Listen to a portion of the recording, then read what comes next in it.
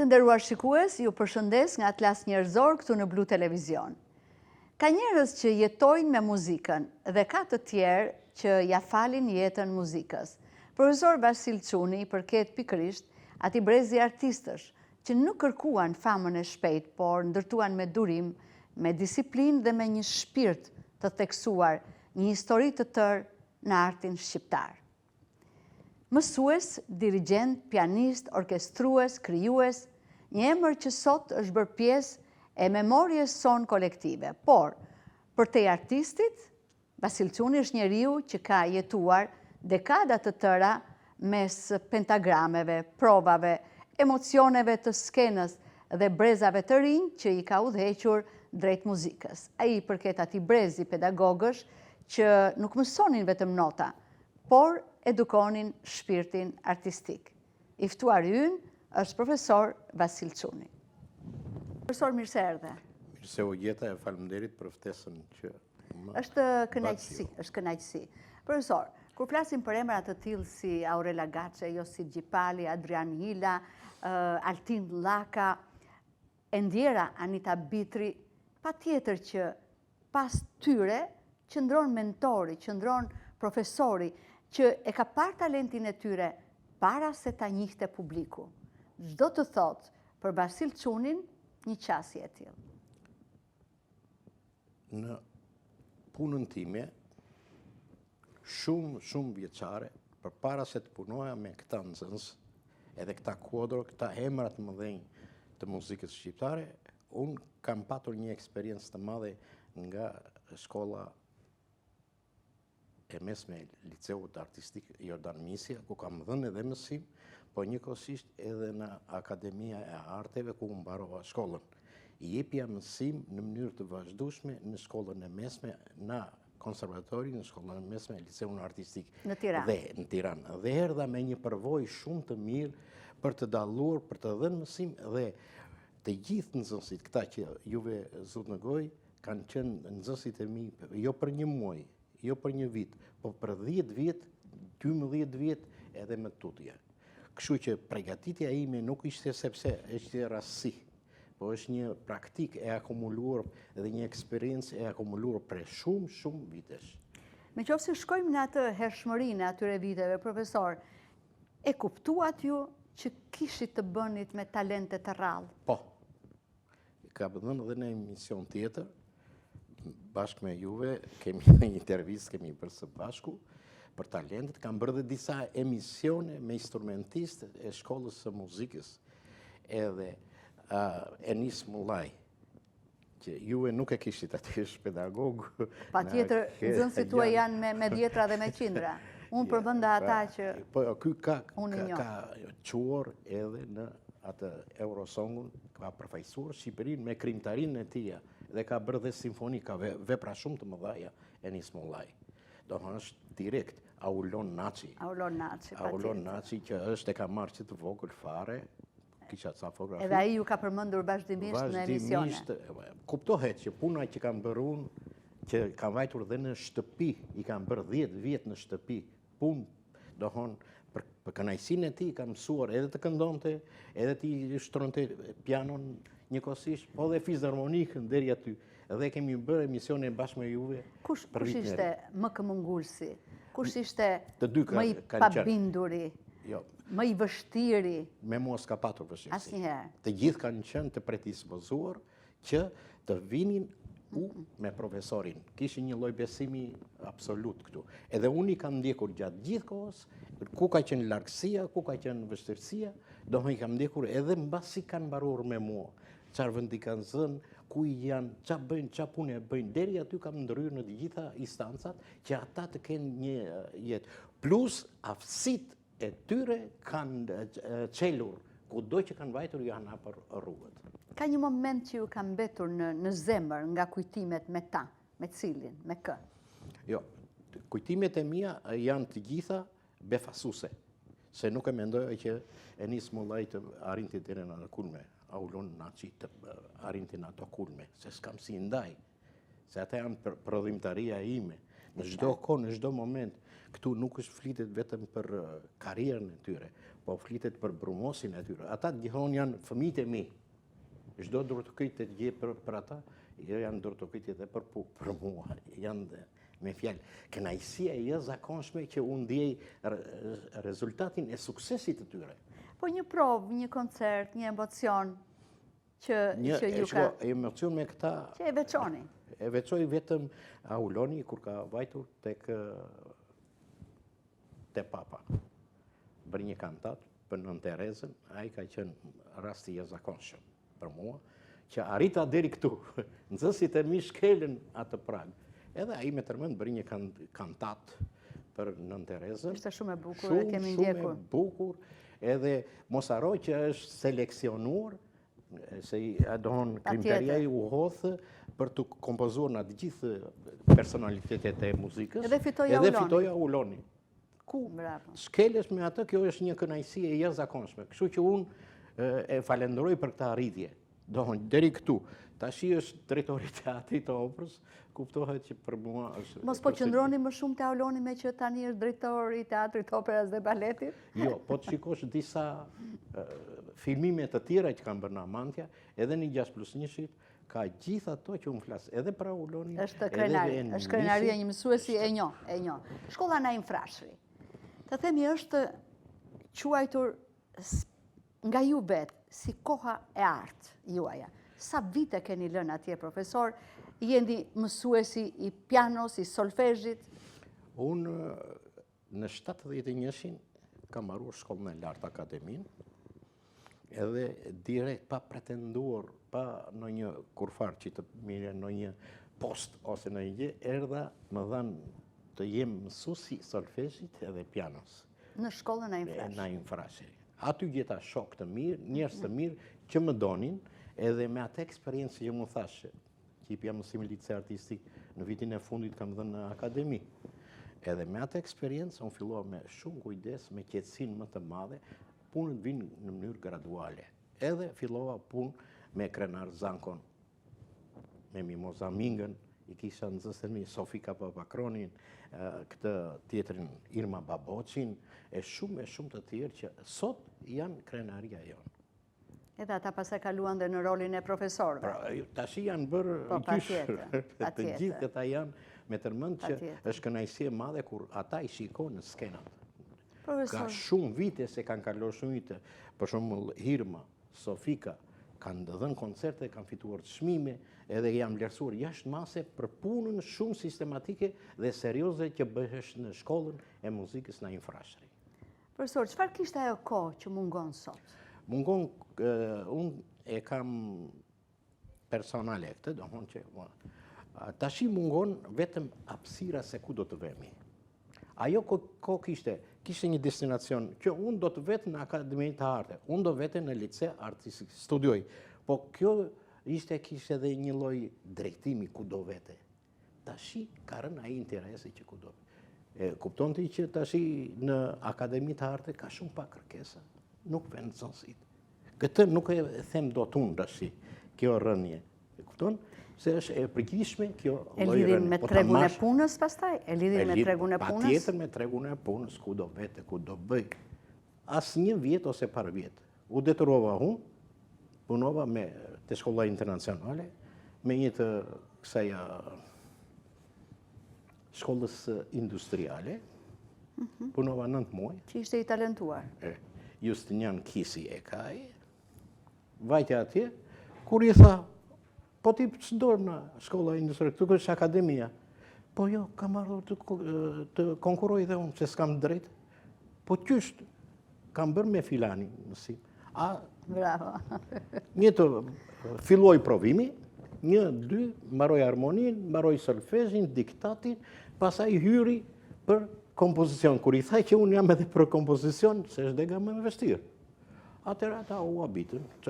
I dhanë motivin, e kyshën një orë e gjysmë brenda në atë dhomë, kryoj një formë 3 pjesë, si që janë rregullat, provimet të tilla. Ja dërgoj, edhe tash sot për sot është nxënësi më i mirë. Ja kjo ishte sukses, do thonë që është pa parashikuar, ndërsa Anita Bitrin bëri 12 vjet me mua. Altin Llaka po, Ardianila, po. Kaq vite kanë bërë dhe janë shumë të suksesshëm Sot emrat të njohur të muzikës shqiptare. Dhe të suksesshëm. Sokol Marsi, që është edhe ai në atë ansamblin e këngëve dhe janë të gjithë nxënësit që janë produkti im. Po unë e kthem këtë sepse ato dortokitet që jepen për ta, gjithmonë më kënaqin mua. Edhe por jam në shtëpi që i dëgjoj, po është kënaqësi e madhe që një ish nxënës i jot ka arritur të maja kulmore. E kjo është historia edhe shkollës së muzikës, patjetër, që ka promovuar, që ka litur të tillë talente.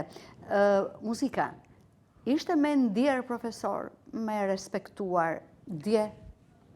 Unë them që nuk duhet bërë, muzika është ushqim i shpirtit, ku do në çdo kohë, dohon të gjithë si do të kenë problemet edhe hallet, ai gjithmonë bukurinë e muzikës e shikon, e ndjen dhe ka qef, po varet nga kushtet rrethanore.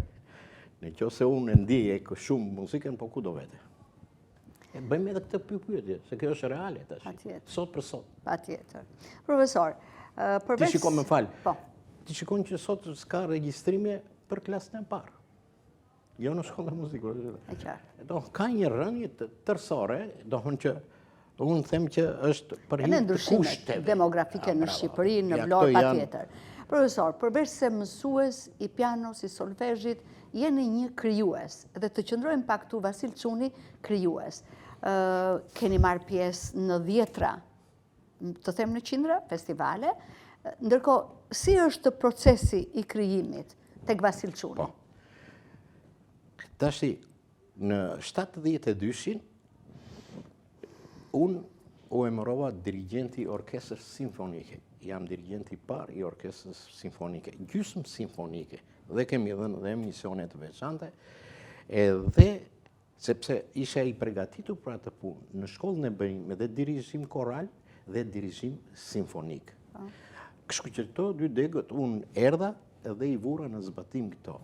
Tashi, duke mëruar dirigjent, unë thash se beshin duke dirigjuar pjesë të tjera. Flasim për orkestrën simfonike të Vlorës, apo jo? Po, Vlorën.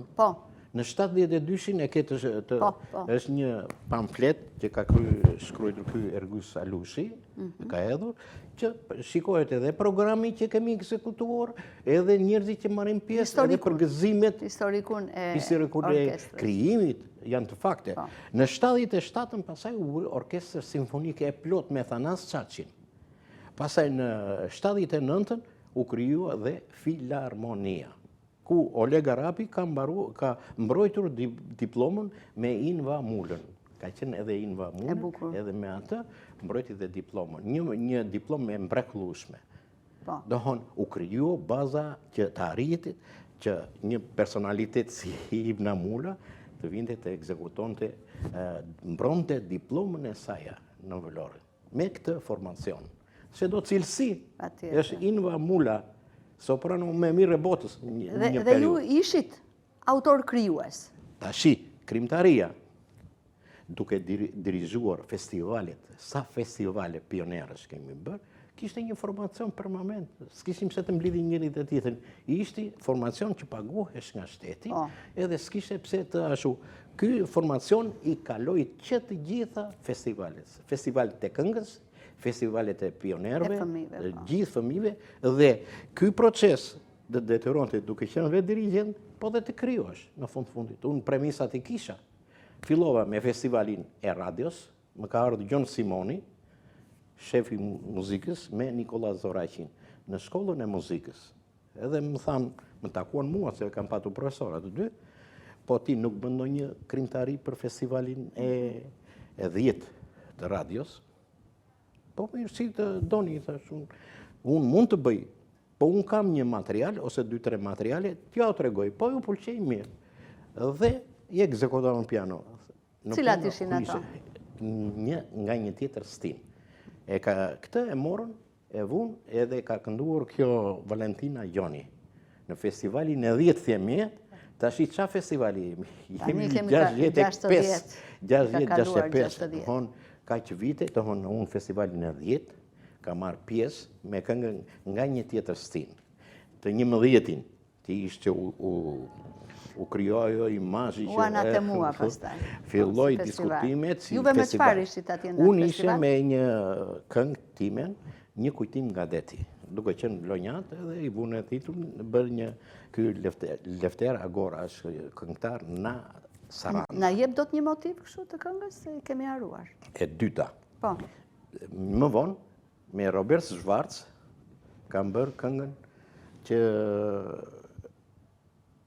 një vajzë që deklaron që unë jam e thjesht, jam e bukur, nuk kam nevojë për minifunde e për gjëra të tjera, shkoj në punë, ky është motivi, thjeshtësia. Ky është teksti, na bëj vjen melodike, profesor, se jeni muzikant. E kam keq të riprodhoj të mijat. Okej. Po të kishim një piano këtu, do të kisha mundësi. Po, e kemi mbrapa, po si bjem dot. Edhe dyta, ky këngëtari që këndoi këngën time, Niko Vasili, është babai i Eni Vasilit. Eni Vasili ke parasysh? Edhe këndoi jashtë mase bukur. Është pritur shumë mirë edhe na se festivalin e 12 e dëgjuan edhe jashtë dëgjuan se kritikuan 11-in. Po. Dhe pastaj ishte 12-it çfarë do të ndodh? Me 12 ku çfarë do ndodh. Dhe më ritmikja dhe më ashtu ishte kjo. Dhe këtë kishin pëlqyer jashtë mase, më thot më Iksi, më thot që ke marrë shumë klikime edhe nga bota jashtë se ndiqnjeta. Kjo ishte festivali i 12. Pasaj në 25-ën, 26 kam marrë festival, po këto janë festivale kombëtare. Ndërsa këtu gjitha radio televizioni kishte një anketë muzikore që bëhesh çdo muaj. Aty mund të jenë 30-40 këngë materiale që i kam unë në fonotek, ku është një këngë kur qyteti është në fest, kënduar në Novruz Yzeiri. Ajo pati 6 mase sukses e mori çmimin e parë. Po kjo punë vazhdonte çdo muaj. I paraqiteshin 4 këngë të reja, edhe njëra nga ato është falle fituese. Unë në atë e bëra bilancin e punës time që kam mbi 30-40 këngë. Kam një pasuri të madhe të krijimtarisë time. Edhe jeni vlerësuar? Po. Me çmim të parë, po këngët. Kjo e këtia Novruz Yzeiri mori çmimin e parë në anketë. Këtu muzikore. Ndërsa jo vetëm kaq, po anketa muzikore fillonte me siglën në thellësi të bjeshkëve. Ramadan Muhameti është një dursak që këndonte. Dhe çdo të diel fillonte me siglën e këngës time. Kjo në thellësi të bjeshkëve. Profesor, jeni dirigjent, pianist, udhëheqës artistik, cili profil ju përfaqëson më shumë? Shiko, se jeni të gjithave, po themi ku është Vasil Çuni më shumë, më mirë? Unë them se në të gjitha, unë kam dhënë maksimalen. Mjeshtër kori, unë kam punuar së bashku me Axhida Lipin. Edhe të gjitha koret që ne bënim këtu, kemi bërë në shkollë. Praktika, jeta është praktika e vërtetës. Po, patjetër. Vinë me 400 veta që bëhesh kori. Tash i të dëgjosh ti 400 veta, edhe të kesh aftësinë edhe mundësinë të kontrollosh të gjitha zëra. Edhe vetëm me një piano në mes aty të knjemaja e këtia Pallatit Kulturës ishte fantastike.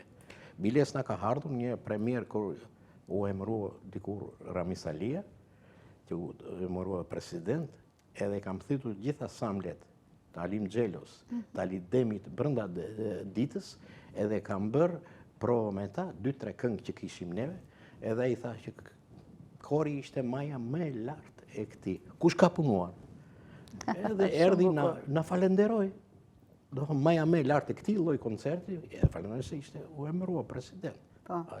Dhe ne vlonjat nuk ishim njerëz që kishim ndentur, ne kishim vazhdimsi punën. Aty po ai që në Vlorë punoi, nuk është me kështu njerë punoi, njerëz punoi me pauza. Po puna jonë ishte sistematike edhe vazhdueshme gjatë gjithë kohës. Kishim estradat, kishim asamblet, kishim çfarë them unë, shkollat e mesme që ishte një panajir jashtëzakonshëm që bënim tek monumenti, asamblet e mëdha deri në orën 12-1 të natës që ne bënim prova. Në Sheshin e Flamurit. Me rastin e festave me të gjitha, ne kishim detyrim çdo vit që të nxjerrim asamblet. Edhe të gjithë këto jepnin gjallëri qytetit atë kohë. Profesor, kush ju ka lodhur më shumë? Krijimi, skena apo puna me njerëzit? Për mua janë të gjitha puna serioze. Unë çdo punë e kam marrë me atë të bëj një punë shumë të bukur, po edhe cilësore. Edhe kjo më ka bërë që të kisha kërkesa në gjithpos, unë gjithmonë kam patur kërkesa gjithmonë në shkollat më të mira profesionale. Jo Alidemi, kam ndetur shumë tek shkolla industriale, bile si kam nxjerrë dhe në sken këtu në stradë numrat e industriales janë ekzekutuar dhe në stradën profesionistë. Deri aty kishte arritur niveli. Alim Xhelo thash, kam qenë edhe këtu tek shkolla lartë. Tregtarja, kam punuar me tregtaren, kam punuar me të gjitha shkollat. Të talentuar, të rinj të talentuar. Aty evidentoheshin të gjithë talentet. Për shembull, kush kishte zë të bukur, kush kishte kërcente bukur, aty manifestoheshin të gjithë vlerat artistike të individëve. Edhe në ajo përbënte pasaj koncertet përmbledhëse që ne dim kishim këtë, sepse është paraqitur me dinjitet në skenë. Solista, kërcimtar, speakera, që ashtu i kishim të gatshëm, po në nga i kishim këto produkte. Këto produkte kishim në këto konkurimi asambleve, të shkollave të mesme. Po kishim dhe konkurime të shkollave, jo shkollave, po asambleve të qendrave të punës. Po kishim 10-15, kishte artistikja. Kishte asamblin. Se nuk mungon dhe organizimet atëre. Kishte organizimet që dilnin dhe në pa talentet. Drejtori ishte që nga drejtori, që nga sekretari i biros partisë, ishin në këmbë gjatë gjithë kohës, edhe neve kishim çdo vit asambl, kishim estradat e klasës punëtore, kishim asamblet e shkollave të mesme, kishim asamblet e shkollave nëntëvjeçare. Çdo vit kishte një për një të gjitha këto gjërat që unë thash.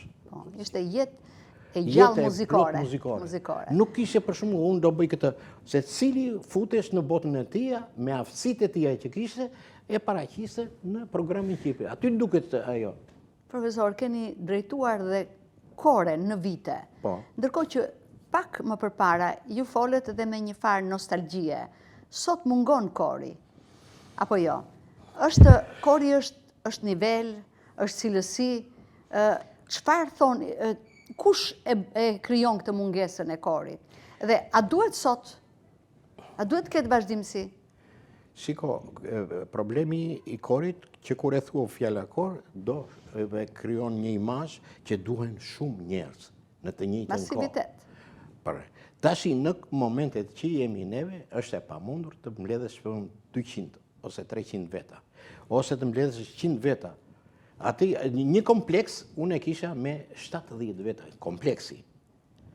Ndërsa kori do të ishte pasat 100, 200, 300, arrinte maksimale 4. Vinte kori i operës, kori asamblit ushtrisë që isha me kujtimin, se vinte kujtimi këtu, bënin veprat e tia, edhe u bashkonë së bashku dhe bënim koncertet këtu. Mendo çfarë është kori. Kori është maja më kulmore, kultura më e madhe e një asambli ose një veprimtarie. Ju dhëm ju kjo mungesë? Si mjeshtër kori?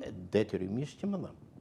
Sepse unë aty shikoja forcën, nuk e ke iden si jeton me atë madhështi, me atë forcë emocionale, që të jep kori, të ngre peshë shu, ku jam? Kjo ishte më e jashtëzakonshme. Pastaj, si pianist, unë kuptohet që në liceun artistik, më dërgon njëra nga Amerika, ku je o ikone liceut artistik. Po kjo ishte një piktore e shkëlqyer. E thot, këshu. Po ku më banë mend t'i thashun? Po si thot?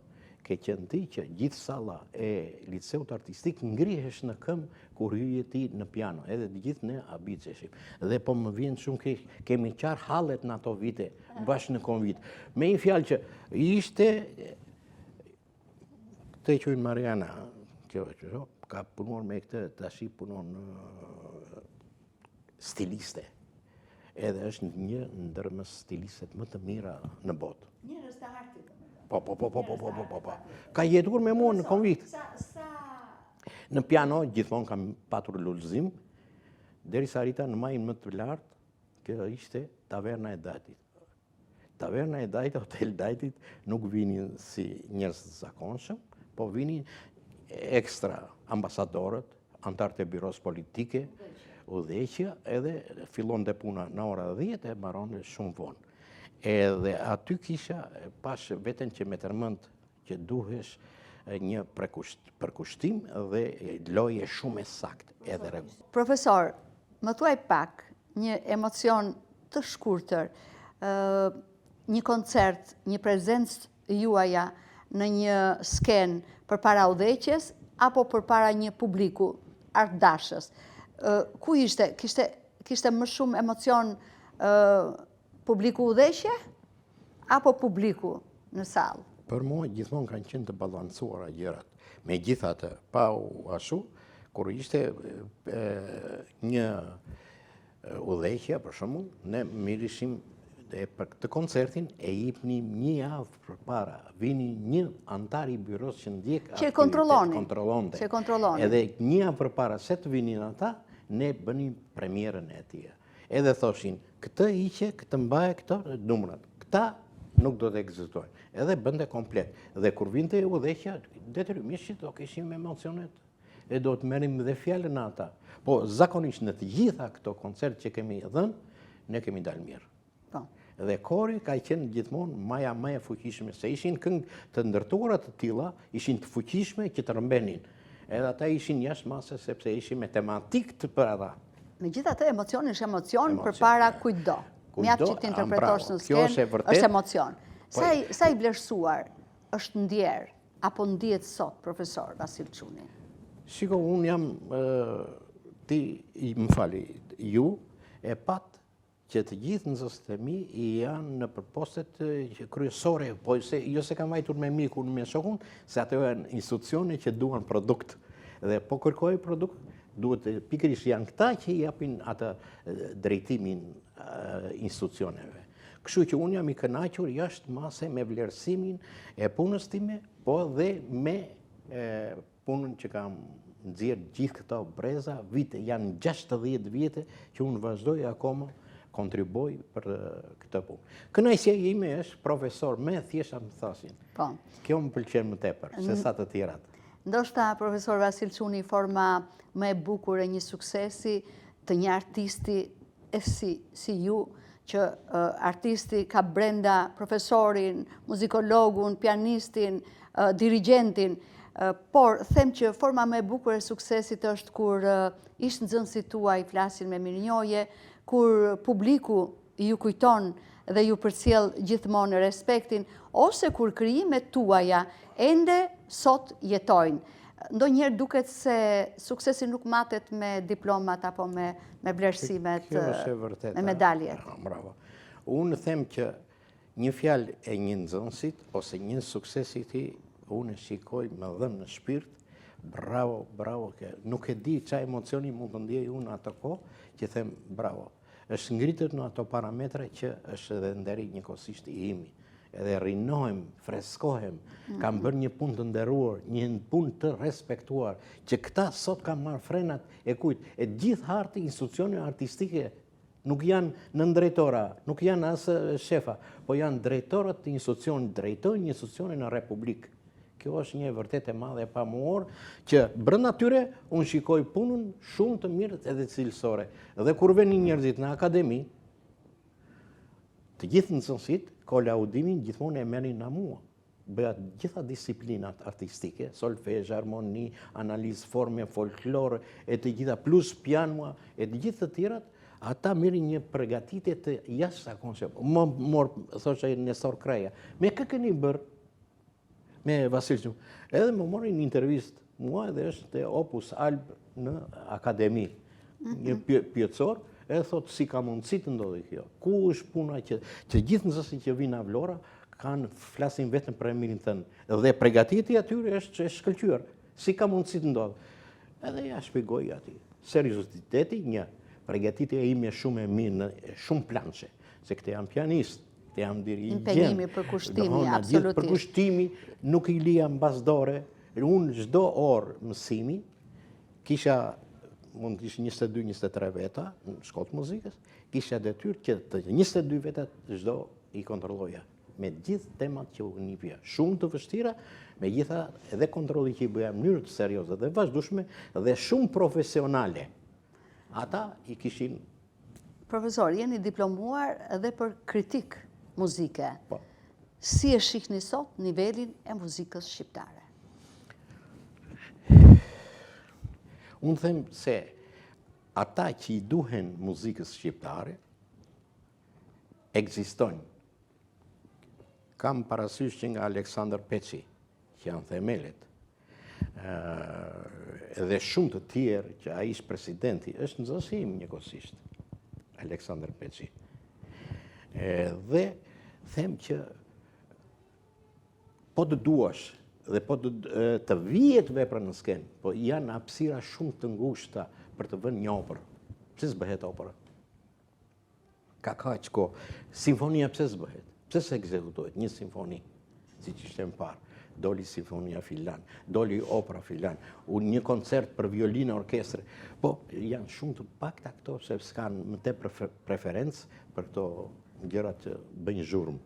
A mendoni se për hir të tregut po humbet shpirti i muzikës? Po, është e vërtet. Janë idhen në momente, në hapësira të tilla, që nuk kanë kuptim, përveç se të krijojnë atë kënaqësinë e përkohshme, aty duket sikur po bën ndonjë gjë, faktikisht jende. Profesor, me që jemi te kritika e muzikës, së fundmi në Eurosong, ne ishim në finale, në finalistët e festivalit dhe ishte kënga Nan, Zjerm, e cila na përfaqësoi. Një këngë e cila edhe pse doli në finale, pastaj u rendit në vendin e 13 nga 35, 13 nga 35 vendet. Tani, cili është mendimi juaj? Anglia nuk mori, që është themeli i muzikës botërore. Tash unë për mendimin tim... E kemi në identitetin europian të muzikës? Kemi individualitetin se dhe kënga gjithmonë fillonte me intonacionet e veriut. Ne u paraqitim Shqipërinë me ato intonacione, me atë fizionomi që ka Shqipëria sot. Po gjithmonë duke kapur trevën e veriut. Edhe kjo i takonte vetë, edhe tematika ishte e bukur. Po kjo do të kënaqur me këtë që thonë. Ore, ishin 35 vende evropiane që kanë një kulturë kaq të madhe. Po vetë pjesëmarrja në këtë 35 vende është e kënaqësi e madhe. Tash po të bësh analiza, ai shkrimtari, mund të marrësh e vendin e 5, mund të marrësh e vendin e 4. Po ama pjesëmarrja në festivalin evropian është njëshi. E dyta, renditjes e 12 e 13, edhe ky është një vlerësim, mund të renditjes edhe e 5. Po ama ajo ruante personalitetin e kujt? E këngës shqiptare. U paraqit Shqipëria, po sikur të ishte mos të mirë të pjesë. Shumë komente ka pasur nga shqiptarët këtu në Shqipëri, pikërisht për këtë gjë që kur mund të paraqiteshim me këngë më gazmore, më të bukura, që ta çuditnin pak Europën. Por gjithsesi, unë them që është i rëndësishëm është identiteti europian i muzikës shqiptare. Këtu ne paraqitim një këngë që kaloi në festivalin e radios, në një komision me artista, me përvojë, me të gjitha. Kjo është Shqipëria. Qa të bine? Bine ato me këngë që pa vetëm lëvizje e gjëra? Jo, ne paraqitim një këngë me dignitet, me tipare shumë kombëtare. Shqiptare, po. Profesor, shkojmë pak tek familja. Mësues i kaq emrave të shquar, kaq emrave të njohur të muzikës shqiptare, po familja juaj? Familja ime s'ka ndonjë, unë mësova çupës time, tasjerën e pash, tasjerë që atë kam në shtëpi, edhe punojnë disa vite, vetë ajo punon, pastaj e pash se kishte ashtu, ju fut këtyre IT-s shumë, edhe ashtu vazhdon të punoj me dignitet në kësa. Po nuk ka lidhje me muzikën? Kënaqet, dëgjon, po nuk ka qef që të jetën të vazhdoj me muzikë. Që të jetë pjesë e muzikës? Të jep vlerësimet absolute, ka një kulturë shumë të mirë muzikore, po dhe e keqja më e bukur është sepse të diskuton në mënyrë shumë profesionale. i gjen ato teknikat. Është kritike e muzikës. Bravo. Ndërkohë që familja ka bërë sakrifica që profesor Vasil Çuni të jetë në këtë stad, pra në pjesëmarrës në anketa, në festivale, profesori, pianos. Estrada, çdo vit ishin estradat e ndërmarrjeve. Çdo vit ishte asamblet e kujt, e Të qendrave të punës. kam mbështetur familja. Patjetër. Në këtë përkushtimin. Në qovë se unë një që largohesha në darkë, ose venim, jepin në turne, lëvizin në një marë, ose në një vend tjetër që vinin në turne, absolutisht, gjithmonë mbështetje ka qenë absolute e familjes. Gjithmonë, unë kam gjetur atë ngrohtësin edhe çdo gjë që mua mos më të stresonte, ose, po ata ka qenë, edhe çupa, edhe gruaja kanë qenë në momentin e duhur për mbarvajtjen time edhe suksesin tim. Ka një peng Vasil Çuni sot? Peng nuk kam, po më kujtohet një moment që më ka ngelur gjithë jetën kjo, në momentin që bëshin konkurimet e asambleve, edhe kishte një moment që Piro Koka drejtonte këtë estradën, jo profesioniste, po estradën e klasës punëtore. Amatore, grupet amatore. Po bëhesh në Tiranë 84. Edhe vinë aty, Necmettin Doko ka qenë shefi muzikës, më vinë në akademi, unë isha student. Më thotë që kështu, ore po hajde, tha, se nuk kemi premierën sot, ishte finalja, ishte konkursi, jipjesh flamuri. Edhe në moment, unë po miro që shkoj e shkurti, i thash unë, na mëngjesi që merë dhe ti, e deri në darkë do dalim për të dhënë shfaqen, kur ata kishin 3 muaj që Pregatitesh. Me gjitha të i thash do të vi. Erdha, mësova këngët, mësova parodit, mësova skeqe të gjitha këto, edhe në fund, gjitha e punë që kishin 3 muaj që ishin grumbulluar, unë i realizova me shumë sukses. Edhe ata morën flamurin.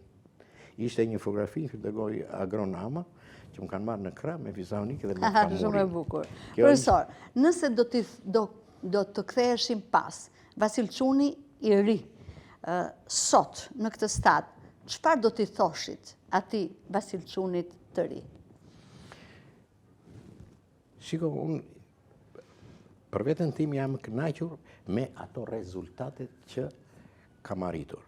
Tashi, Vasilit do t'i thoshe këtë që ke bërë një punë të ndershme, të suksesshme, nuk e nisur na shumë gjëra që bëhen sot ato, edhe me këtë fisnikërinë time jam ky që jam sot.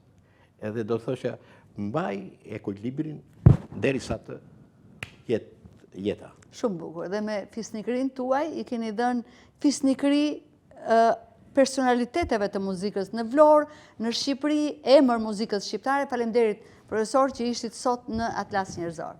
Të nderuar shikues, në fund të këtij rrëfimi kupton se disa njerëz nuk maten me tituj apo me vite karriere.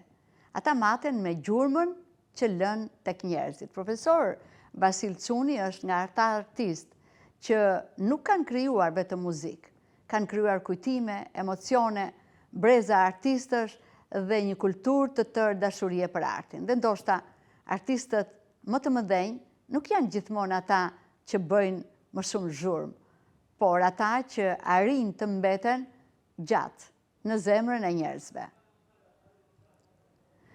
Unë ju falenderoj të nderuar shikues që na ndoqët, bashkë miropafshim në emisionin e radhës.